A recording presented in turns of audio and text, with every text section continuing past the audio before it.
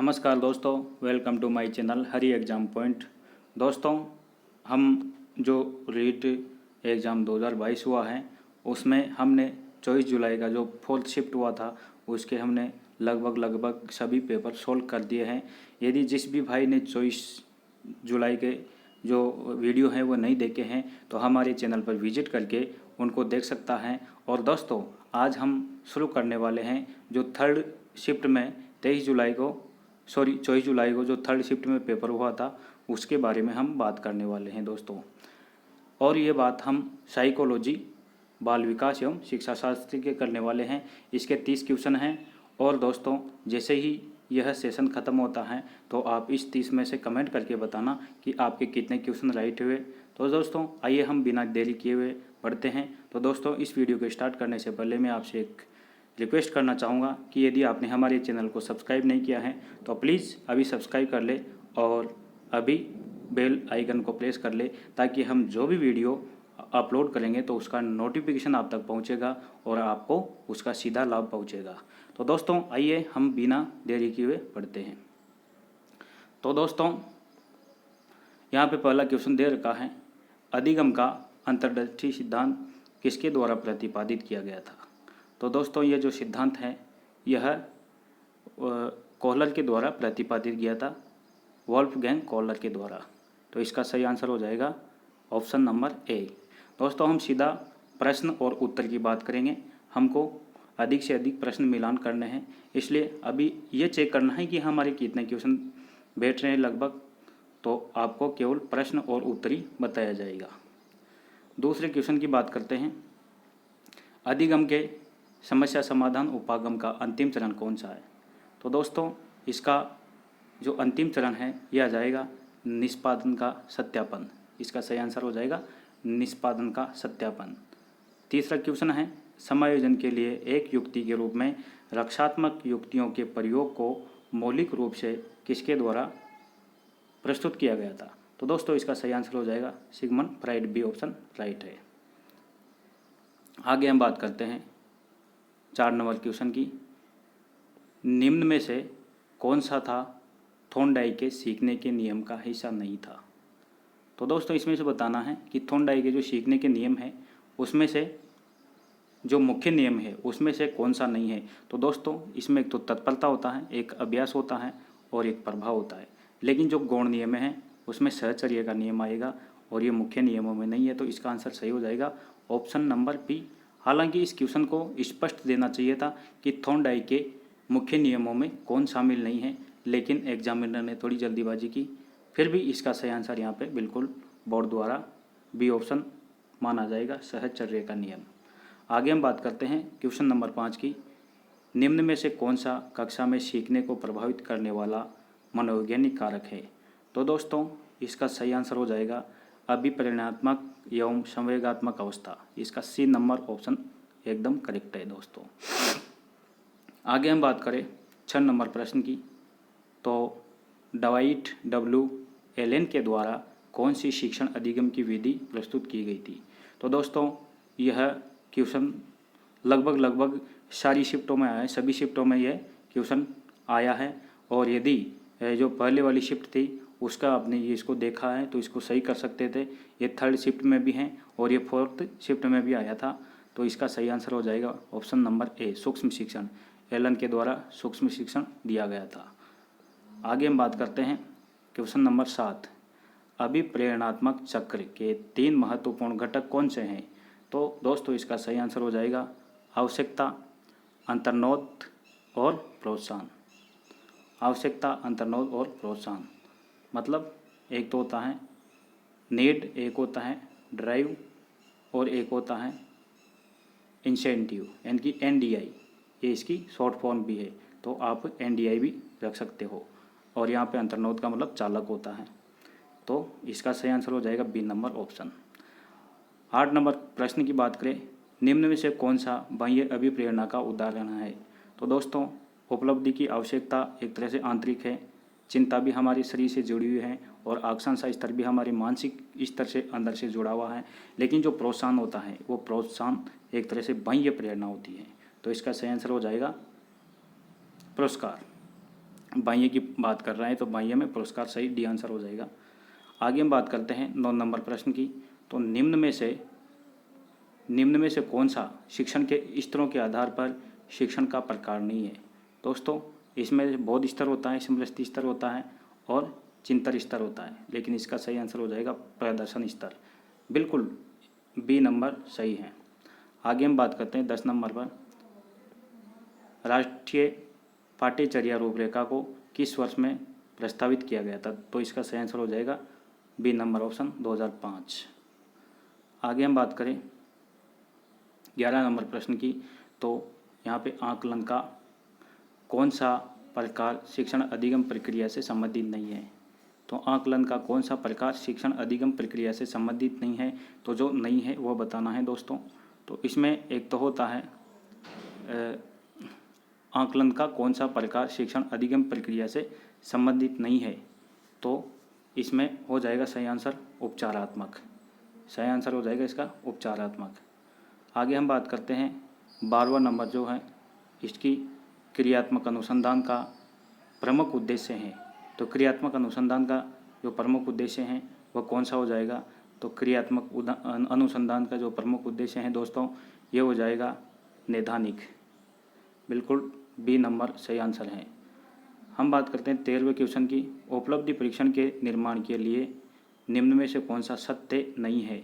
तो दोस्तों विश्वसनीयता होता है, वैधता होती है, वस्तुनिष्ठता होती है, लेकिन इसमें मूल्यांकन की बात नहीं होती।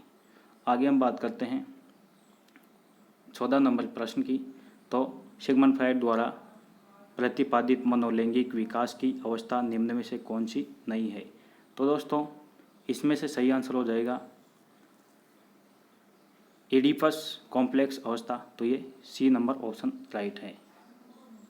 प्रश्न नंबर 15 की बात करें तो प्रश्न नंबर 15 है, जीन पियाजे के संज्ञानात्मक विकास के सिद्धांत से कौन सी अवधारणा संबंधित नहीं है। तो जीन पियाजे से दोस्तों यहाँ पे स्कीमा होती है, आत्मसातकरण होता है, व्यवस्थापन होता है, लेकिन अधिग्रहण इसमें शामिल नहीं होता। आगे हम बात करें 16 नंबर प्रश्न की। तो 16 नंबर प्रश्न है हमारा, जीन्स का जोड़ा जो विशेष गुणसूत्र पर एक विशेष स्थान अधिग्रहित करता है तथा समान गुण को नियंत्रित करता है, इसको कहा जाता है। तो दोस्तों इसका बिल्कुल राइट आंसर हो जाएगा ऑप्शन नंबर सी एलील। आगे हम बात करते हैं 17 नंबर प्रश्न की। व्यवसायी चयन में वैयक्तिक विभिन्नता को निम्न द्वारा समझाया जाता है। तो इसका सही आंसर हो जाएगा दोस्तों डी नंबर ऑप्शन अभिक्षमता में अंतर। अभिक्षमता में अंतर, इसका डी नंबर ऑप्शन राइट है दोस्तों। आगे हम बात करते हैं 18 नंबर प्रश्न की। तो बाल विकास में वातावरण की भूमिका के द्वारा सबसे सही रूप में प्रतिबिंबित होती है। तो इसका सही आंसर हो जाएगा दोस्तों डी नंबर ऑप्शन आदत निर्माण। आगे देखते हैं हम 19 नंबर का प्रश्न। तो 19 नंबर पर बताया हुआ है, विकास के नियम के रूप में कौन सा कथन सत्य नहीं है। तो विकास के नियम के रूप में कौन सा कथन सत्य नहीं है। तो इसका सही आंसर हो जाएगा ऑप्शन नंबर ए, विकास के लिए प्रत्येक अवस्था समान रूप से महत्वपूर्ण है। तो विकास के लिए प्रत्येक अवस्था समान रूप से महत्वपूर्ण नहीं होती दोस्तों।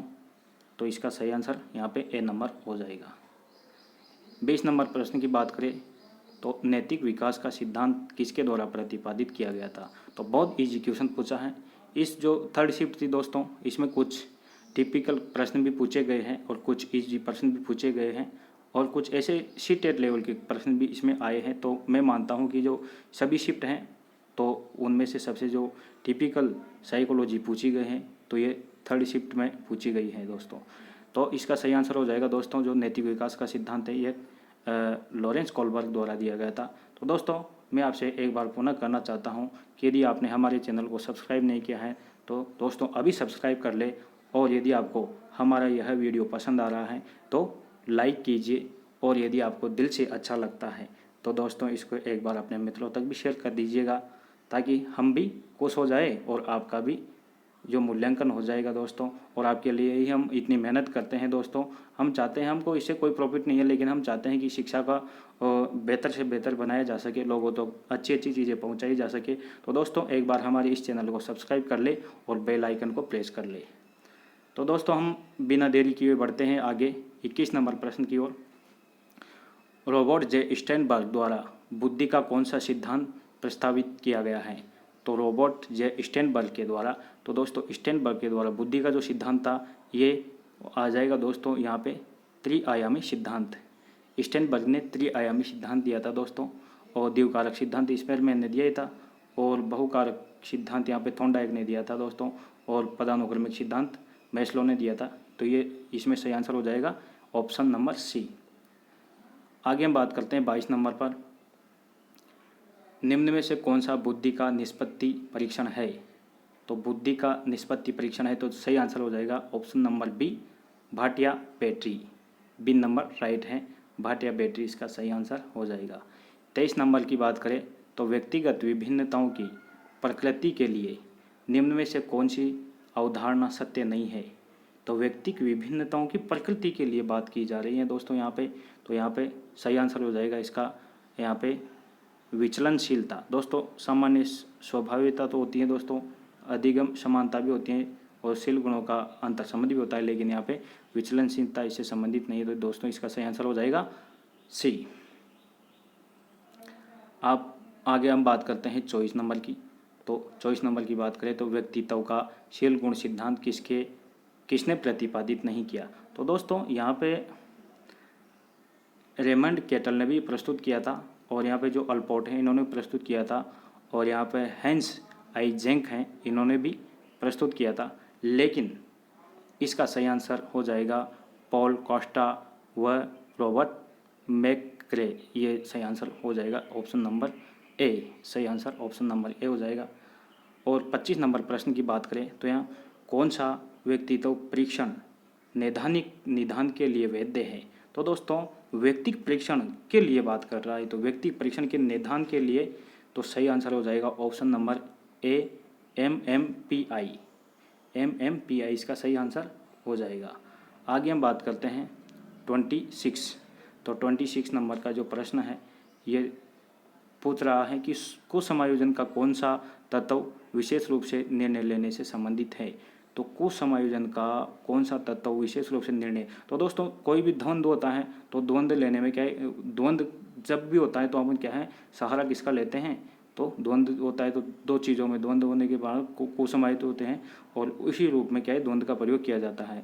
तो कुसमायोजन का कौन सा तत्व विशेष रूप से निर्णय, तो हम विशेष रूप से निर्णय कब लेते हैं? दो चीज़ों में कन्फ्यूज होते हैं, तो ये सही आंसर इसका ऑप्शन नंबर डी हो जाएगा। आगे हम बात करते हैं 27 नंबर प्रश्न की। तो दोस्तों इसका आंसर हो जाएगा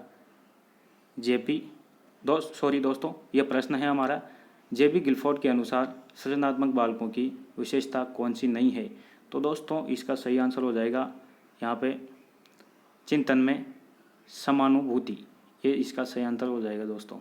तो चिंतन में समानुभूति इसका सही आंसर है, क्योंकि गिलफोर्ड के अनुसार यहाँ पे समस्या के बहुविधि उत्तर भी होते हैं, चिंतन में मौलिकता भी होती है, और दोस्तों यहाँ पे चिंतन में लचीलापन भी होता है। लेकिन जो नहीं है उसकी बात हो रही है यहाँ पे नहीं लिखा हुआ है, तो इसका सही आंसर हो जाएगा चिंतन में समानुभूति। ये सही आंसर हो जाएगा। तो दोस्तों एक बार हम पुनः आपसे और रिक्वेस्ट करते हैं कि यदि आपने हमारे चैनल को सब्सक्राइब नहीं किया है तो प्लीज़ प्लीज़ प्लीज़ एक बार हमारे चैनल को सब्सक्राइब कर दीजिए, और इस वीडियो को लाइक कर दीजिए, और अधिक से अधिक आप इसको शेयर भी कर सकते हैं यदि आपको दिल से अच्छा लगता है। आगे हम बात करते हैं 28 नंबर प्रश्न की। तो दोस्तों 28 नंबर का प्रश्न है यहाँ पे ट्राइसोमी 21 को कहा जाता है? तो दोस्तों इसका सही आंसर हो जाएगा डाउन संलक्षण अर्थात डाउन सिंड्रोम इसका सही आंसर हो जाएगा। यदि हिंदी में समझ में नहीं आता तो आप अंग्रेजी का भी सहारा ले सकते थे। आगे हम बात करते हैं 29 प्रश्न की। यह सेकंड और लास्ट क्वेश्चन है, और यह है प्रतिभाशाली बालकों की शिक्षा के लिए कौन सा उपागम प्रासंगिक नहीं है? तो दोस्तों इसका सही आंसर हो जाएगा उपचारात्मक अध्ययन। उपचारात्मक अध्ययन इसका सही आंसर हो जाएगा।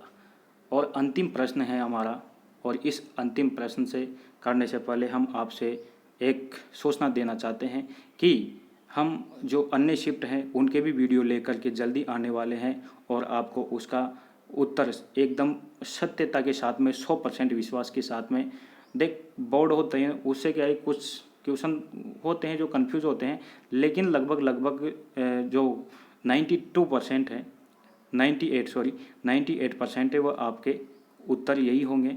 एक दो प्रश्न है उसमें ऊपर नीचे होता है तो आपको वो प्रोवाइड करवा दी जाएगी दोस्तों। तो आप हमारे इस चैनल को अभी सब्सक्राइब कर ले और इसको अधिक से अधिक शेयर कीजिए ताकि अन्य लोगों को भी हेल्प हो सके। तो हम अंतिम क्वेश्चन करते हैं दोस्तों, कौन सी विकृति अधिगम अक्षमता का एक प्रकार है? तो दोस्तों अधिगम अक्षमता का प्रकार इसमें सही आंसर हो जाएगा ऑप्शन नंबर सी, डिसलेक्सिया इसका सही आंसर है। तो दोस्तों कमेंट करके बताइए कि आपके कितने प्रश्न बैठे और आपको हमारे द्वारा जो ये सॉल्यूशन बताया गया है साइकोलॉजी का थर्ड शिफ्ट का, तो आपको किस प्रकार का लगा आपको कमेंट करके बताना है दोस्तों। और हम जल्द से जल्द जो हिंदी का पेपर है थर्ड शिफ्ट का वह भी आपको लेकर के आने वाले हैं और जो एसएसटी का प्रश्न है इसके बाद में आपको मिलेगा। तो दोस्तों अभी इसको सब्सक्राइब कर ले। धन्यवाद। जय हिंद जय भारत।